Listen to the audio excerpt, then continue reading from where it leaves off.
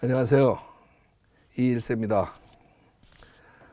저는 오늘 제가 살아온 이야기를 조금 들려주고자 합니다. 그래서 강연 제목을 Dream Comes True라고 정하고 지금부터 강연을 시작하겠습니다.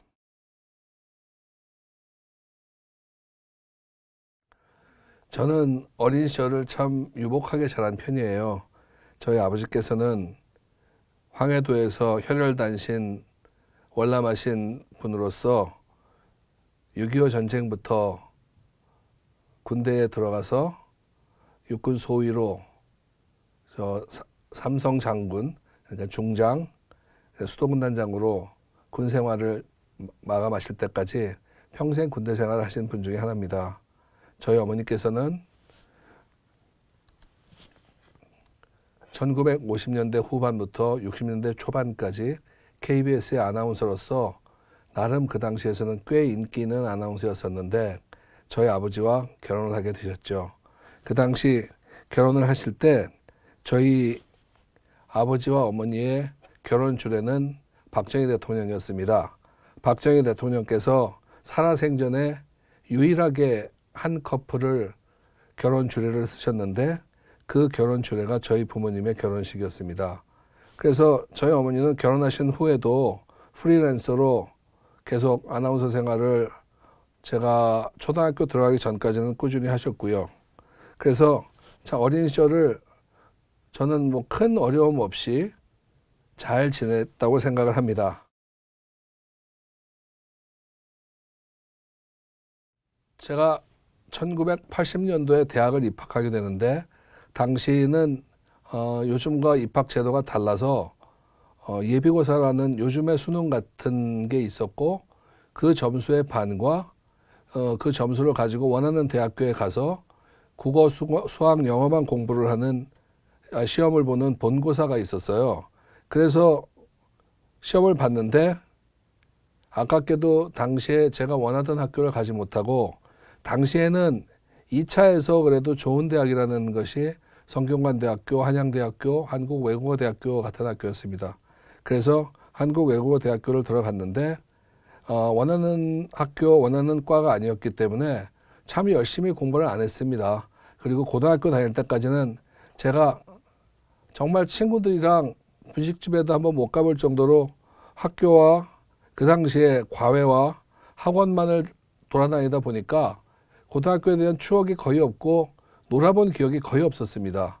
그래서 대학 들어간 다음에 사실은 늦게 배운 도둑질이 더 무섭다고 하는 말이 있듯이 정말 원 없이 놀았습니다. 그래서 부끄러운 얘기지만 대학 다닐 때 저 학점이 뭐 평점이 4.5 만점에 2.5점이 될까 말까 할 정도로 참 형편없는 학점을 받고 공부를 정말 안 했는데 1981년 당시에 이제 우리나라도 외국 여행 자유화가 이제 처음 시작해서 그 좋은 부모님 덕에 미국 연수를 갈 수 있게 되었습니다. 그래서 한 달 반 동안 미국 언어 연수를 갔다 왔는데 미국에 가서 대학 캠퍼스들을 구경하다 보니까 야, 여기 와서 공부를 하면은 정말 열심히 할 수 있겠구나 하는 생각이 들었어요.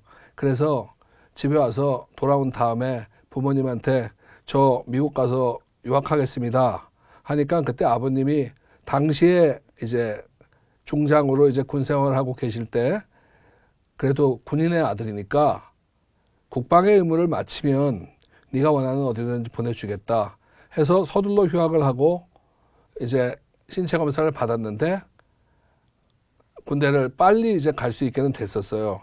그래서 무사히 군 제대를 하게 됩니다.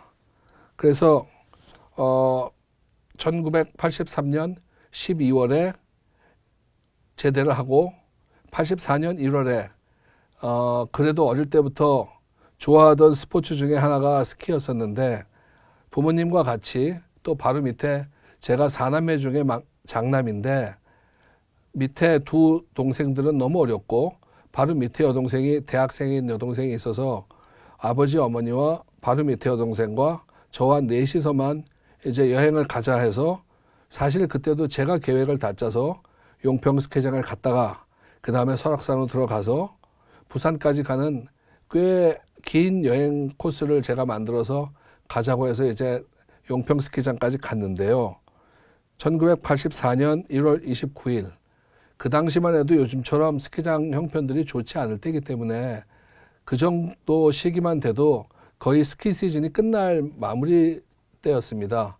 그래서 스키장에서 올해 마지막 스키다 하는 기분으로 정말 뭐 스키 타보신 분들 많이 아시고 또 봐도 알겠지만 뭐 직할강으로 한 번도 뭐 턴을 한다든가 그런 거 없이 그냥 엄청난 속도로 내려왔었는데 제가 가는 딱 중간에 여학생이 아주 어린 난 중학생쯤 되는 여학생이 앞에서 굉장히 느린 속도로 가는데 느낌이 안 좋더라고요. 너무 속도가 안 나고 저는 너무 빨랐기 때문에 제가 왼쪽으로 가면은 그 여학생도 왼쪽으로 오고 오른쪽으로 가면 오른쪽으로 하는 게 한 두세 번 반복되다 보니까 거의 속도가 뭐 너무 빨라서 거의 둘이서 이렇게 부닥칠 정도가 됐어요.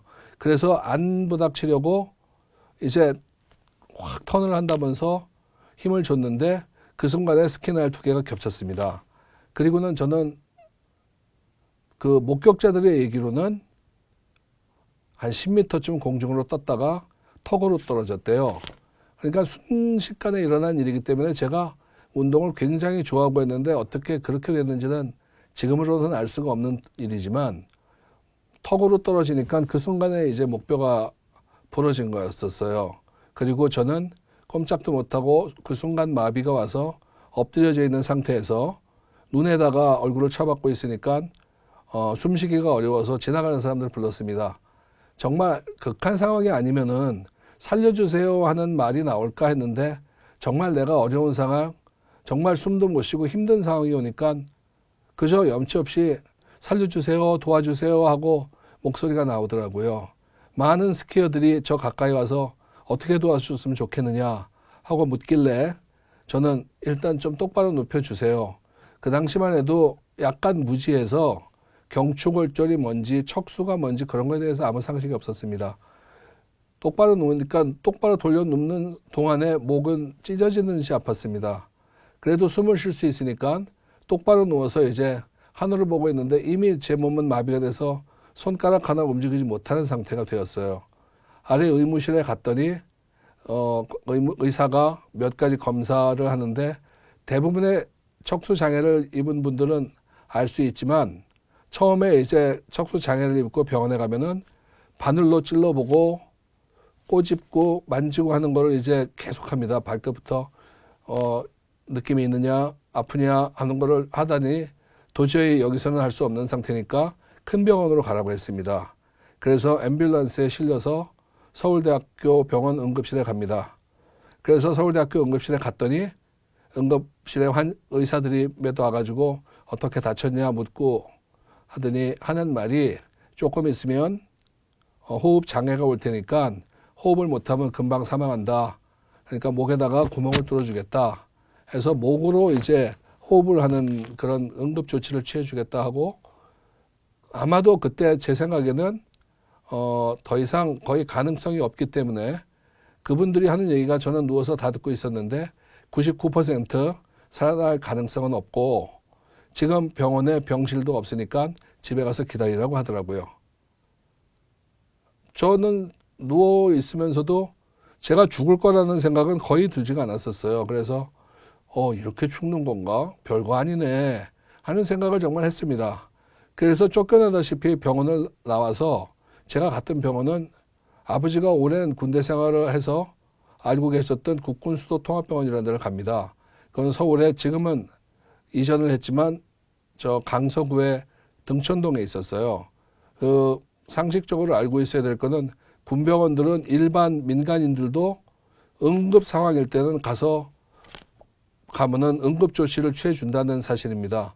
그래서 거기 갔더니 그 병원에서는 한술 더 떠서 99.9% 죽는데요. 그래서 그렇구나 생각을 하는데 응급 조치가 들어가는데 군대 제대한 지 한 달 조금 넘어서 머리 조금 기른 만한 거 빡빡 밀어버리고 또 그 당시에 괜히 좀 스키 좀 탄답시고 그 당시에는 그랬습니다.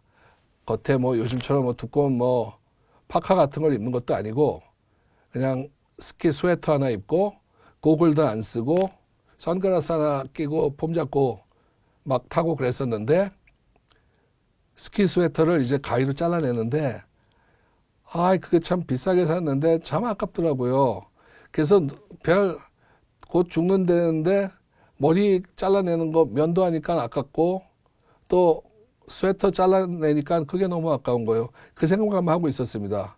그렇지만 저는 그때까지 잘 관리해서 이동이 잘 돼서 했는지 의식이 완전히 간 적은 없었어요. 그러면서 엑스레이를 찍고 이제 척수 장애인들 처음에 이제 특히 경추 장애인들이 해야 될 일은 목을 잡아 당겨야 하기 때문에 그러니까 머리에다가 이렇게 집게로 찝어서 이 추를 머리로 뒤로 매달게 됩니다. 그게 한 30파운드 정도를 매달기 때문에 굉장히 무거워요. 그리고는 계속 누워 있는 상태에서 욕창이 생기기 때문에 2시간마다 계속 체위 변경을 해줘야 됩니다. 잘 때도 마찬가지고요. 그러니까 깊은 잠을 잔 일이 거의 없었던 것 같아요. 그렇게 해서 저는 그때부터 시작해서 만 3년 5개월 동안 병원 생활을 하게 됩니다. 그리고 한국에서는 그 당시만 해도 전문적인 재활병원이 한 군데도 없어서 어떻게 지인의 도움으로 미국의 재활병원을 가게 됩니다. 그 전까지는 3년 5개월 동안 저 혼자 밥을 먹을 수도 없었고 휠체어도 수동 휠체어를 타면 반드시 누가 밀어줘야만 됐고 뭐 양치질이고 뭐고 저 힘으로 할 수 있는 거는 단 하나도 없었습니다. 맨날 누워서 누가 먹여주는 음식을 먹어야만 했고 굉장히 요즘 같으면은 6개월 안에 거의 재활이 다 끝나는데 저는 만 3년 5개월을 병원 생활을 했기 때문에 참 3년 이상의 허송 세월을 보내게 됩니다.